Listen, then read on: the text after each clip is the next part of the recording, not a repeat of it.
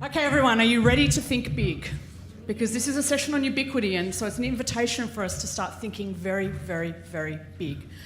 Consequently, we're hoping that as part of the fairly long discussion we want to have with you guys involved, we'll stick to it at that level. We understand, of course, that when you're thinking big, there are always contingencies of practice that mitigate against thinking big. Your everyday lives aren't always lived in the big. And we don't want to necessarily dwell too much on those because we're all aware of them.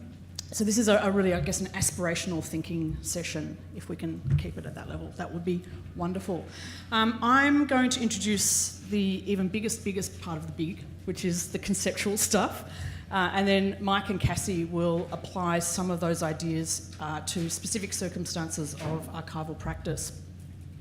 So I have the unenviable task of explaining the concept of ubiquity in 15 minutes. And I can assure you the answer is not 42. Really, ubiquity, I guess, in a sense, is an attempt to have another think about how we understand time and scale in the archives. So what I want to do in that sense then is start by looking at how ubiquity itself as a concept has travelled across time. And what you see are two big peaks, or one very huge peak here, which is the Reformation, when ubiquity was a concept very intensely debated by theologians. And here, this little upswing on the right of your screen, which is the rise of ubiquity, but also more principally ubiquitous, which arises in discussions, of course, of ubiquitous computing most recently. But it starts growing, just here around the sort of 1950s. I think it's possibly, and I haven't done the detailed research on this, and we could all speculate about it, a response also to changing notions of time in the face of what were very intensely felt apocalyptic sensations in the post-war period.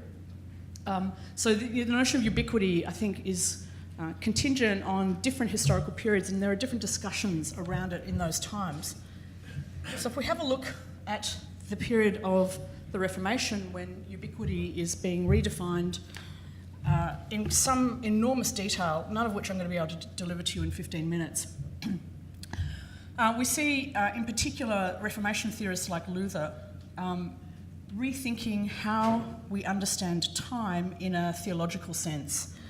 And for Luther, ubiquity was a special subset of omnipresence. It's not the same as omnipresence, it's a part of omnipresence, and it refers to omnipresence's non-spatial character. So ubiquity is really about time and temporality, not about space. It's about time without a concept of space. So ubiquity is a state of being without properties or attributes, in a sense.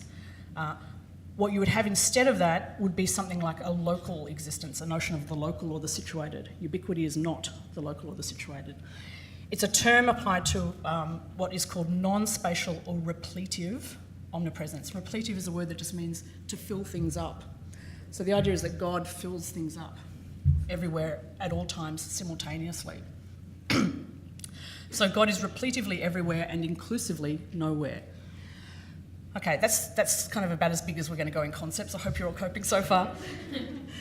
So Luther says, in this sort of presence, a thing is, and this is a quote from him, simultaneously present in all places, whole and entire, and fills all places, yet without being measured or circumscribed by any place in terms of the space it occupies. So that's the everywhere but nowhere. Now we often hear echoes of that nowadays when you think about things like infrastructure.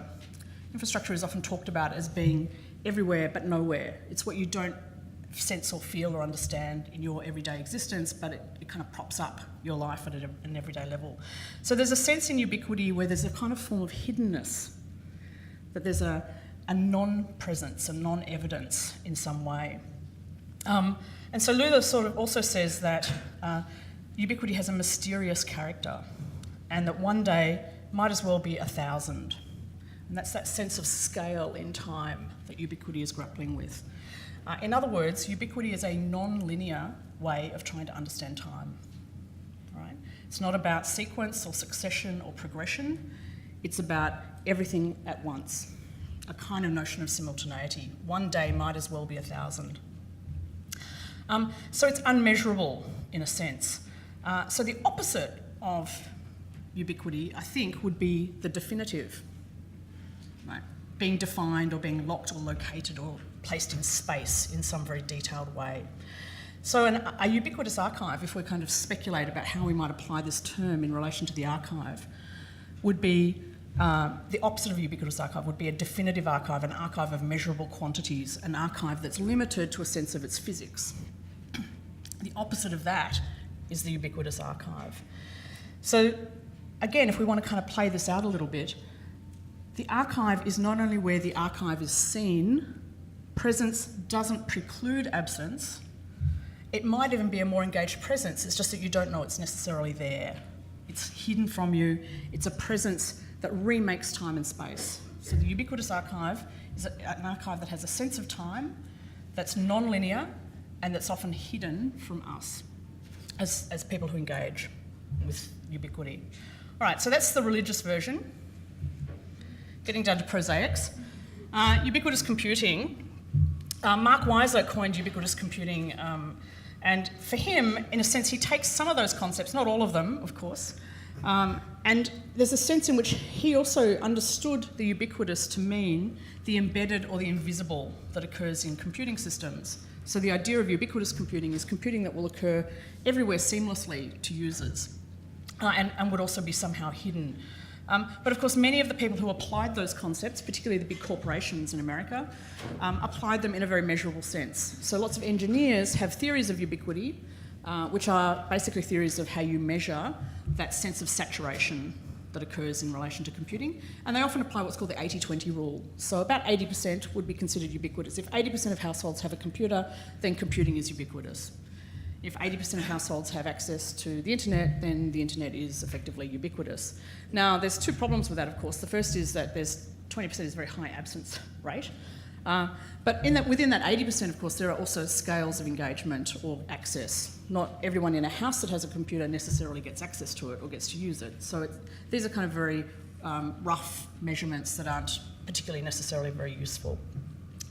So that's in a sense a taking of a broad concept like ubiquity and an attempt to really flip it on its head and in a sense undo its conceptual underpinnings. But these are quite useful ways of then undoing some of the kinds of ways in which we talk about contemporary computing. If you're interested in this stuff, there is a really great book by Paul Durish and Genevieve Bell called Divining a Digital Future, which is about ubiquitous computing, and it kind of does all that undoing work, making a mess of the 80-20 rule and so on, if you want to think further about it. All right.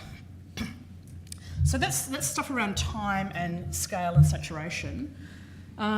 You can't really see that image very well, but that's an image of sheep. Because I wanted a pun. I mean, ubiquity. Thank you. I popped this in because I spent a lot of time thinking about scale in my own work, and I wanted to kind of relay to you some ideas around scale that I've had to grapple with in relation to my own work with big data. So my work with big data, in a sense, is an attempt to redefine what people think of as big data. For example, I work with a data set which has about, in my domain, 350 million records, which is probably one of the biggest data sets in film studies. Is it a big data set? 350 million records big? Yeah, well, not if you're an astronomer, and probably not next week. Right? These are contingent definitions of what big really is. If we think of big in that sense, we're really not doing big data a great service because, from my perspective anyway, it's not how big your data is, it's what you do with it that counts. And the trick with that is to understand that the big in big data is really that which exceeds our capacity to understand it. Okay? In a sense, it's a little bit like the concept of ubiquity.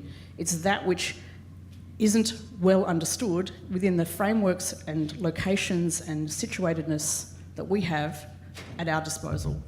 Big data is that which exceeds our ability to understand it. That's always just that little bit beyond us, that's ungraspable in some way using conventional approaches to analysis.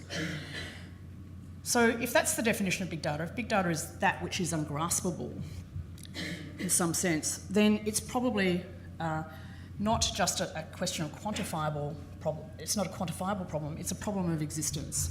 It's a problem of defining your relationship to something that you can't even understand or relate to directly using the tools at your disposal.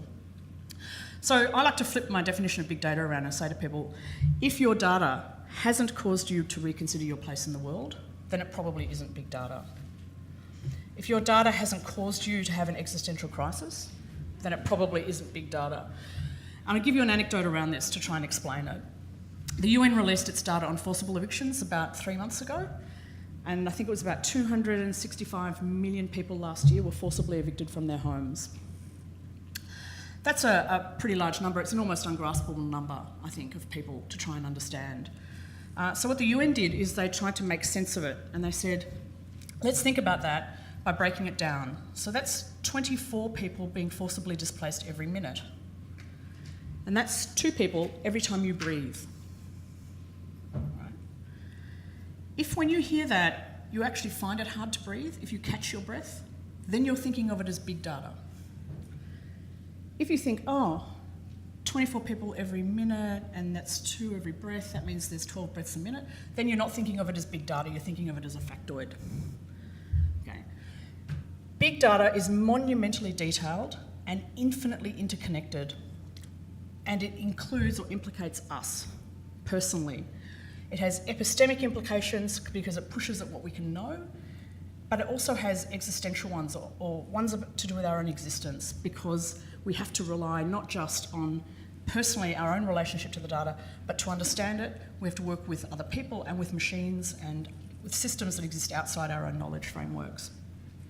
You can't work with big data without yourself leaning into the interconnected world and without recognising that your archival practices, that your disciplinary outlook is in every aspect touching some other outlook.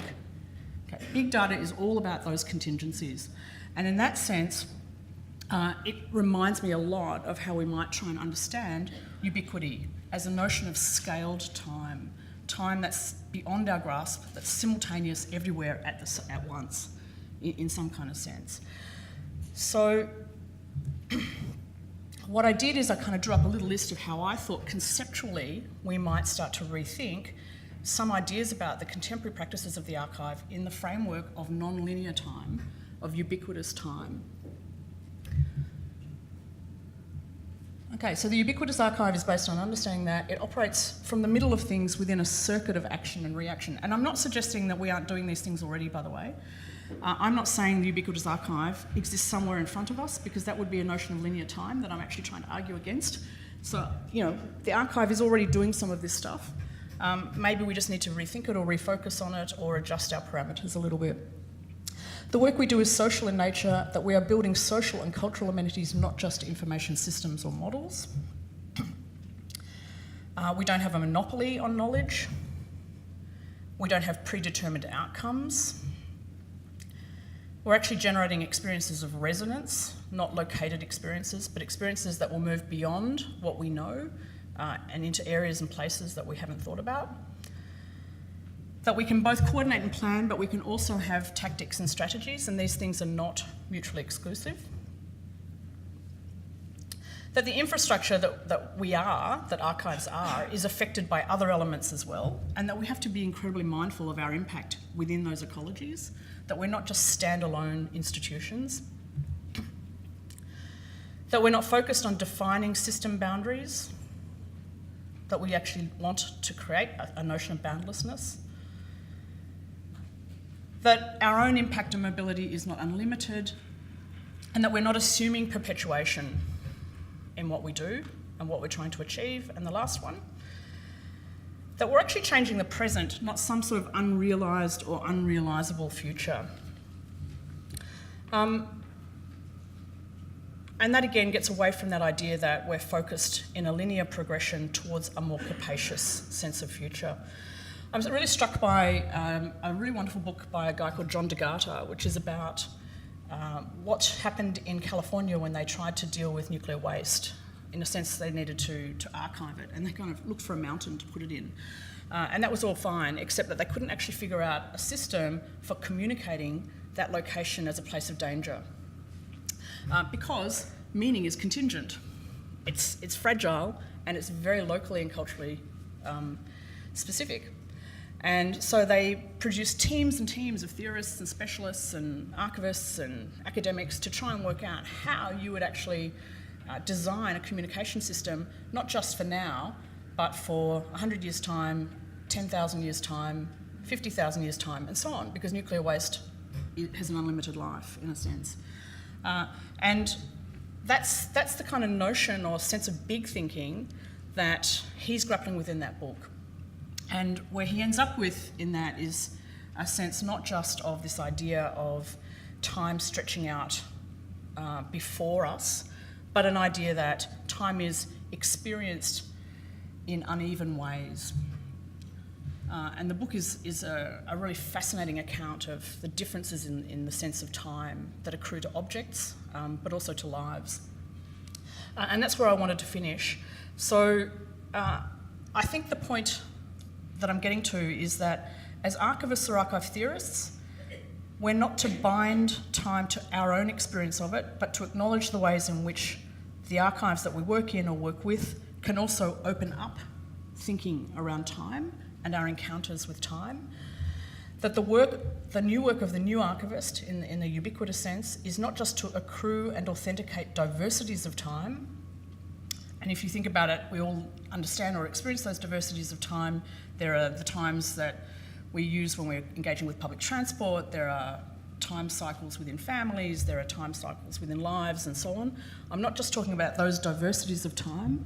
I'm also saying that there are other dimensions to the way the archive itself can recognise coexistences of time. And that's what ubiquity is. It's about those coexistences of time that are unevenly scaled. So there's a sense of that we can be with time, and we can also be without time. Sometimes you feel like you're running out of time, you have no time, and so on.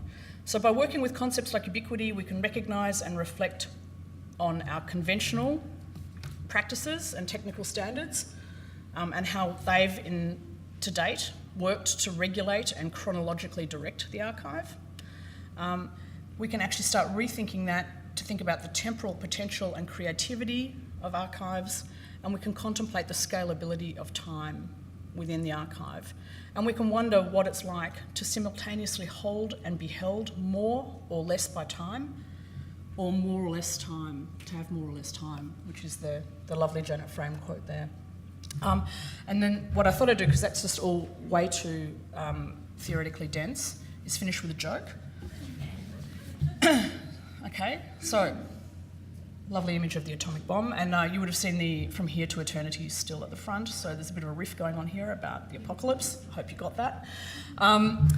Never trust atoms. They make up everything. Thank you.